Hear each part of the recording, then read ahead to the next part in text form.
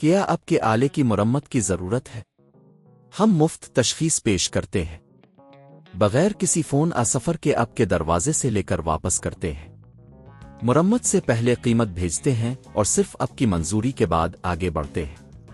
سادہ، شفاف اور پیشہ ورانہ۔ تفصیل میں لنک۔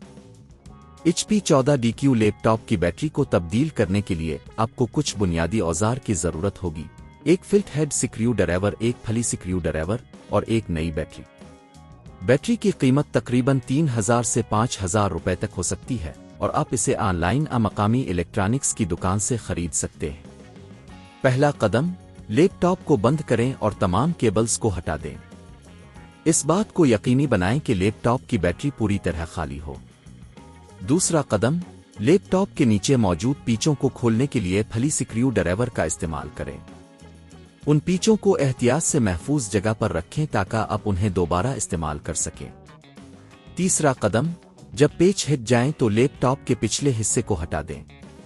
آپ کو تھوڑا سا زور لگانا پڑ سکتا ہے، لیکن محتاط رہیں تاکہ کوئی نقصان نہ ہو۔ چوتھا قدم، اب آپ کو بیٹری نظر آئے گی۔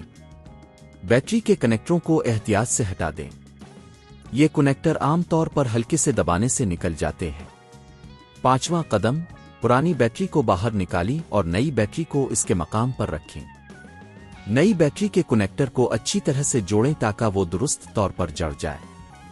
چھٹا قدم، اب جب کہ بیٹری کو تبدیل کر لیا گیا ہے، لیپ ٹاپ کے پچھلے حصے کو دوبارہ لگائیں۔ پیچوں کو واپس لگائیں اور انہیں اچھی طرح سے مضبوط کریں۔ ساتواں قدم، لیپ ٹاپ کو پلگ ان کریں اور اسے چلا کر چیک کریں کہ سب کچھ صحیح کام کر رہا ہے یا نہیں۔ اپنے کامیابی سے HP 14DQ لیپ ٹاپ کی بیٹری کو تبدیل کر لیا ہے۔ یہ عمل کافی آسان ہے اور آپ اسے گھر پر بھی کر سکتے ہیں۔ اگر آپ کو کوئی دشواری پیش آتی ہے تو ہمیشہ ٹیکنیکل مدد حاصل کریں۔ کیا آپ کے آلے کی مرمت کی ضرورت ہے؟